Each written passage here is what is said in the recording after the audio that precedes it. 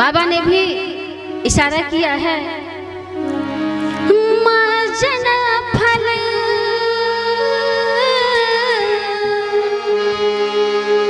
मर्जन फल पेखिय तत्काला काक होई पीका बकौ मरा काक होई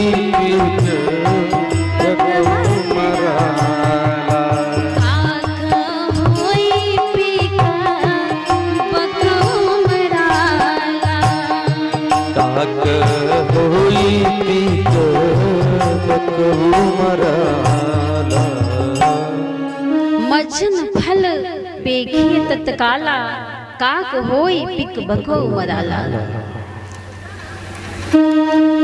इस पंक्ति से क्या भाव मिलते हैं कि जो सत्संग का फल है, किसी और चीज का फल तो मिलने में देर हो जाता है, समय लग सकता है, लेकिन जो सत्संग का फल है वह तत्काल मिलता है। काक होई पिक बकौ मराला। गोस्वामी जी का यह भाव है कि सत्संग के प्रभाव से जो कौवा है वह कोयल बन जाता है, और जो बग है, जो बगुला है, वह हंस बन जाता है। एक घटना याद आ रही है हमको, और वह घटना कहाँ की है तो प्रयागराज की है। प्रयागराज में कुंभ लगता है माघ के महीने में। माघ मकर गति रवि जब होई तीर्थ पति आवश्यक होई। तो बहुत से लोग देशी विदेशी संत महात्मा साधु नर नाग किन्नर देवता सब एकत्रित होते हैं स्नान करने के लिए, पान करने के लिए। माघ मकर गति रवि जब होई तीर्थ पति आवश्यक कोई।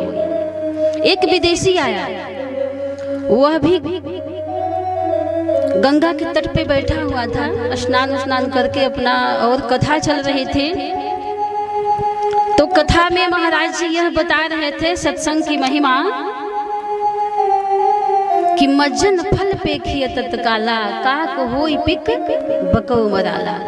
जो विदेशी यह था वह सुना तो क्या करता है कि कौवा को पकड़ता है। मज्जन फल पेखिय तत्काला माने स्नान करने से जल में जो कौवा है वह कोयल बनेगा और बगुला हंस बनेगा। तो किस जल में भाई स्नान करना है? क्या यह स्थूल जल में? किस जल में स्नान करने से होगा? तो विदेशी क्या किया कि एक बगुला और कौवे को पकड़ा और गंगा प्रयाग के जो जल है वहां पे त्रिवेणी का, उसमें डुबोने लगा कौवे को और बगुले को, और डुबो कर कहता है आया लेकर कर। कहा कि महाराज जी ने तो कहा है कि ये परिवर्तित हो जाते हैं, लेकिन जो कौवा है कहाँ वह कोयल बन रहा है और बगुला जो है हंस कहाँ बन रहा है? लगता है कि इनकी झूठी कथा है, झूठी ये महिमा बता रहे हैं सत्संग के। उसे विश्वास नहीं हुआ। तो किस जल में स्नान करना है? सत्संग रूपी जल में, कथा रूपी जल में। संत सभा चहुदिशी ओराई नहीं बना तो वो जल क्या है जिसमें स्नान करने पे भाई कौवा कोयल बन सकता है और बगुला हंस बन सकता है? कौन सा जल है? आइए हम दर्शन करें। कलश यात्रा हुई, हम लोग जल भर के लाए। जल भरी जो आप लोग किए यज्ञ का, तो कलश में जल भरा गया। हम लोग जितने भी भक्तगण हैं, माताएं हैं, सब सर पे उठा के लाई कलश को जल भर करके नदी से। इसका अभिप्राय क्या है? वो प्रतीकात्मक चीज है। वह घड़ा क्या है जिसमें आप जल भर करके लाए, जल यात्रा किया गया, कलश यात्रा की गई, ये सब प्रतीक है और हम लोग प्रतीक को ही पकड़ के बैठ जाते हैं। जल क्या है, घड़ा क्या है, तो हमारा जो ये हृदय है यही तो हृदय घट है। हृदय घट में हम कौन सा जल भरे, उस घट में तो जो स्थूल घट है उसमें तो जल भर करके ला दिए, स्थूल जल को नदी में से, गंगा जी में से ला दिए। और गंगा जी भी क्या है, तो भक्ति की प्रतीक है, ज्ञान की प्रतीक है। तो एक घट ही हमारा हृदय है और जल सिया राम जैसा सलिल सुधा सम उपमा बीच विलास मनोर, उपमा बीच विलास,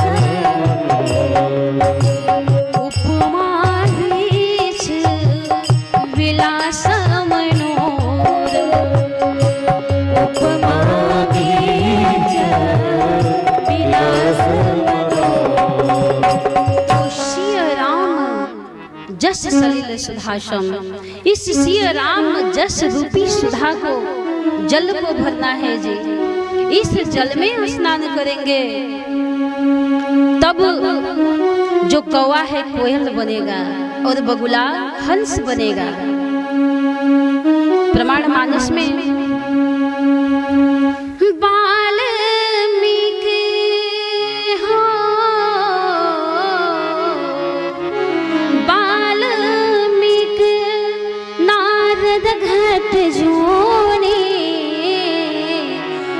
जने जमोखने कहीने जहोनी, जल चर थल चर नभचर नाना,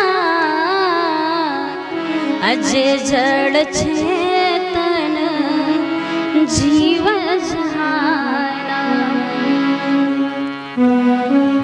तो जे जड़ चेतन जीव जहाना, जलचर थलचर नभचर नाना। ये सत्संग की महिमा को जानते हैं। अब वाल्मीकि जी से पूछिए, जिनको राम भी नहीं कहने आ रहा था, उल्टा नाम जपत जग जाना, वाल्मीकि है ब्रह्म समाना। वाल्मीकि नारद घट जोड़ी, ये सत्संग की महिमा है।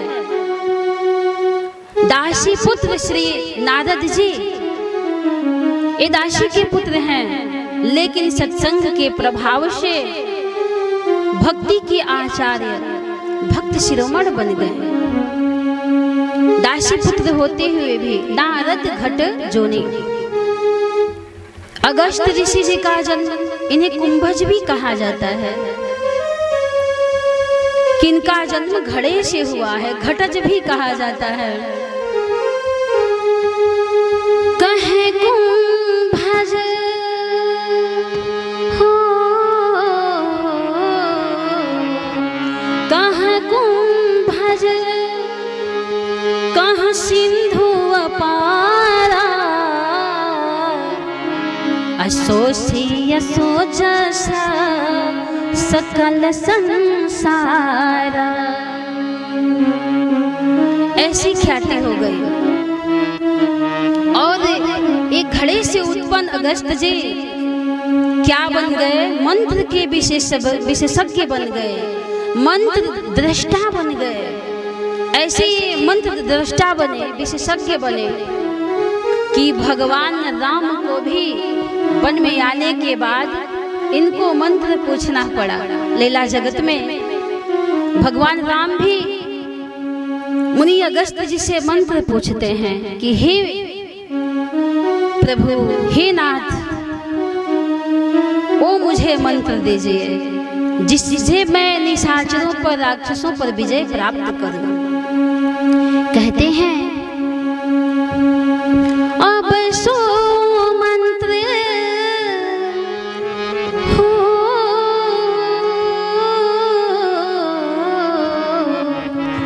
अब सो मंत्र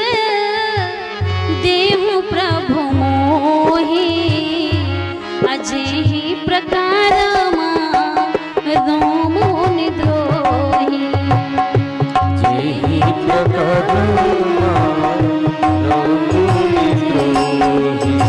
जेहि प्रकार रोमुन द्रोही। जेहि प्रकार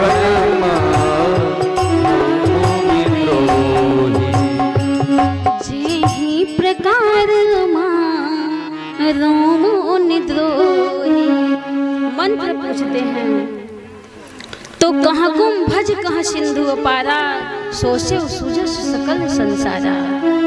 अब शो मंत्र देहु प्रभु मोहि, अजहि प्रकार मारो मुनि द्रोही। मंत्र पूछना पड़ा, ऐसे ये मंत्र विशेषज्ञ मंत्र में पूर्ण रूप से पारंगत हो गए, परिपूर्ण हो गए कि भगवान को भी पूछना पड़ा। तो एक किसकी महिमा है? सत्संग की महिमा है। वाल्मीकि नारद घट जोनी, निज निज मुखनी कहे निज होनी। ऐसी महिमा को सुनकर के आश्चर्य नहीं किया जा सकता है। तो सत्संग से क्या होता है? सत्संग के प्रभाव से सज्जनों आकृति नहीं बदलती है, स्वरूप नहीं बदलता है। क्या बदलता है? प्रवृत्ति बदल जाती है, स्वभाव बदल जाता है। शरीर का नक्शा थोड़ी ना बदल जाएगा कि स्वरूप बदल गया, आकृति बदल गई। प्रवृत्ति बदल जाती है, स्वभाव बदल जाता है, विचार बदल जाता है। तो बाबा ने कहा कि सुनिया सरज करे जन कोई, और सत्संगति मोहि मानहि गोई। सत्संगति